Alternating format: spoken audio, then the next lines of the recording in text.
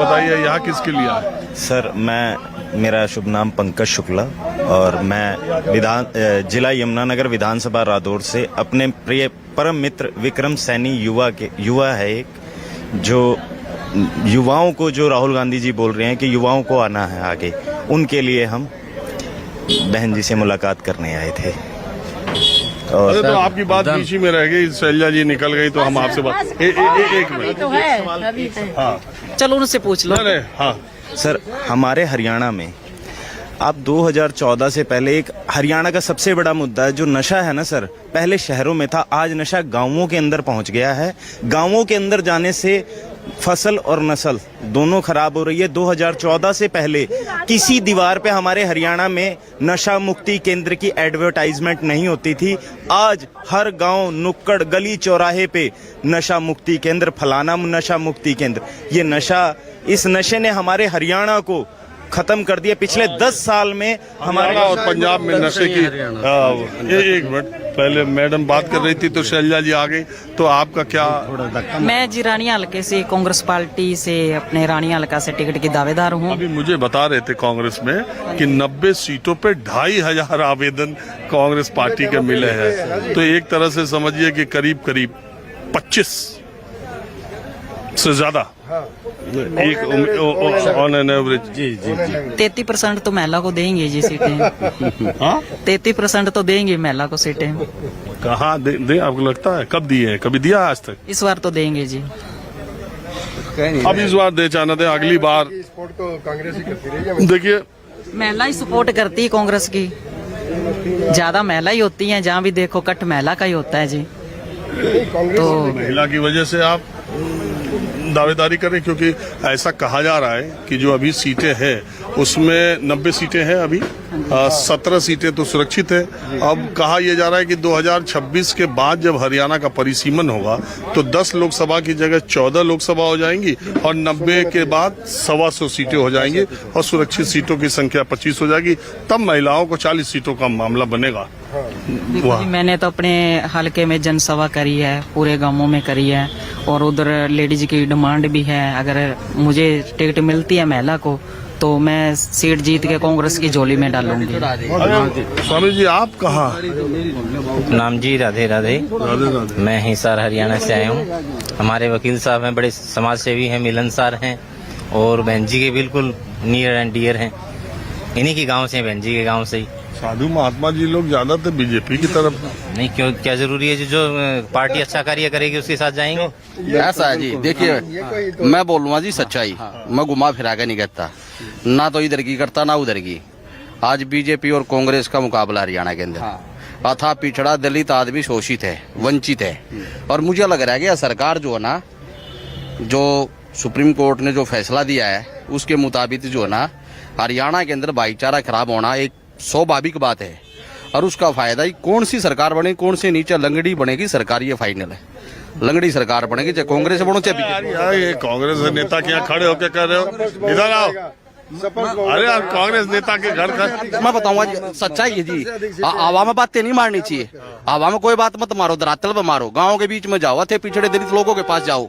ये तो हवा बना रहे हैं, लोगों के बीच में जाओ। एकदम हवा है कांग्रेस की, आप झूठ बोल रहे हैं, एकदम झूठ बोल रहे हैं। कांग्रेस की हवा है, वो भी तो कांग्रेस के ही होंगे। अब ये नहीं पता, कांग्रेस सच्चे कांग्रेसी होते तो ऐसा नहीं बोलते, वो सच्चे कांग्रेसी होते तो ऐसा नहीं बोलते।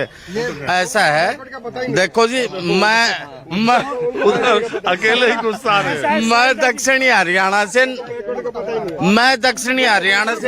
नहीं सच्चाई नहीं है भाई, नहीं ये सच्चाई है। आप कैसे सच्चाई बता रहे हैं? आप सुनिए मेरी बात, आप सुनिए।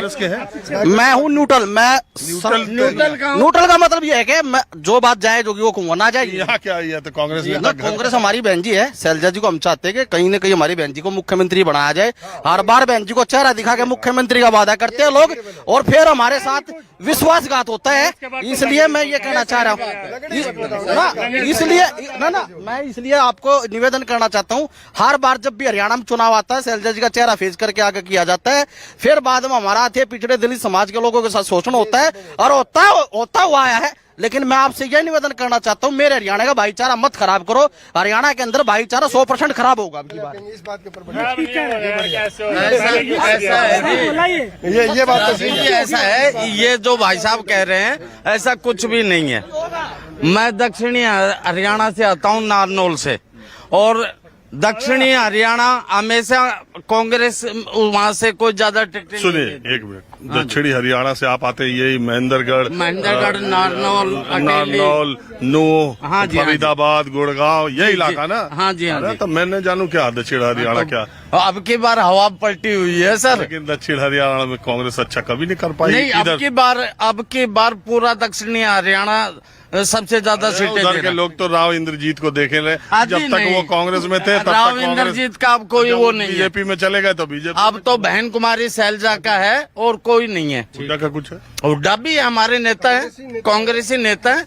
हम सब मिलकर लड़ाई लड़ रहे हैं और जीतेंगे। आपस में जो लड़ रहे हैं यही मुश्किल हो जाती नहीं, है। हमारी पिछली बार जो सीटों का बंटवारा, ये सारा मीडिया का खेल है, हमारा कोई वो नहीं है। सारे नेता एक साथ हैं, हुड्डा जी भी साथ हैं और शैलजा जी भी साथ हैं।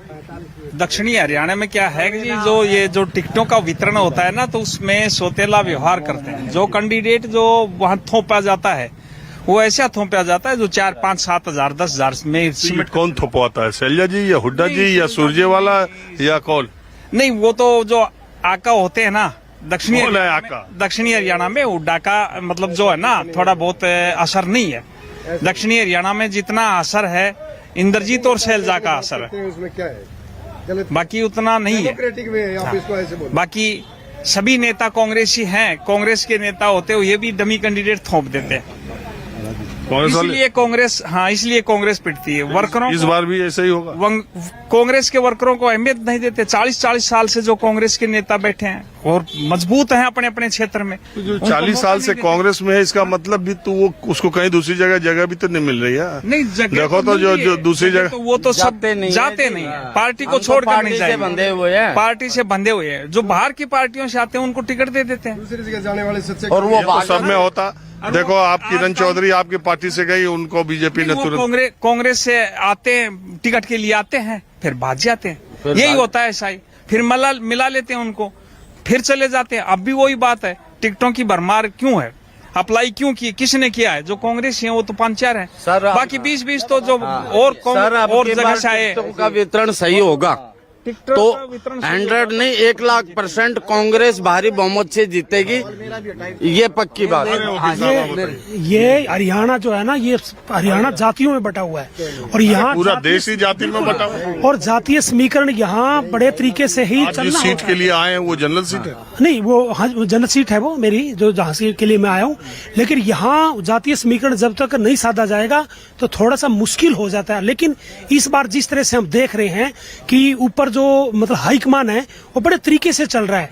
किसी तरह से बहन शैलजा जी का जहाँ जहाँ प्रभाव है तो बहन शैलजा जी को आगे कर रहे हैं कि भाई ताकि है ना आप किस इलाके से आते हैं? मैं हिसार से आता हूँ, बरवाला है यहाँ। उधर तो हुड्डा जी का प्रभाव ज्यादा है। नहीं, वहाँ बहन जी का बहुत, जो बहन जी का गृह क्षेत्र है वो तो कांग्रेस का पूरा प्रभाव है वहाँ, और बहन जी का वहाँ गृह क्षेत्र है, वहाँ पे हिसार की रहने वाली है, वहाँ का जन्म स्थान है, वहाँ पे सिरसा से वहाँ वो बनी है पास के, उसमें डिस्ट्रिक्ट है जो। और इसलिए ये जो है ना, इस बार जो लग रहा है, हमें ऐसा लग रहा है जैसे हाईकमान से बातें आ रही है कि शैलजा जी को भी जिस तरह से आगे करके चल रहे हैं, तो इस तरह क्या होगा कि देखो नेचुरल है कि बीजेपी कई बार जाट नॉन जाट का मुद्दा उठाती है, कभी मतलब ना कोई नए मुद्दे लेके आती है, कभी जात पात का, कभी हिंदू मुसलमान का। तो हरियाणा में भी देखो जाट नॉन जाट का एक इशू रहता है, हम इनकार नहीं कर सकते। लेकिन उसको साधने के लिए पार्टी पुरजोर तरीके से लगी हुई है, ताकि है ना पार्टी में ऐसा कुछ ना लगे जो नॉन जाट है, जो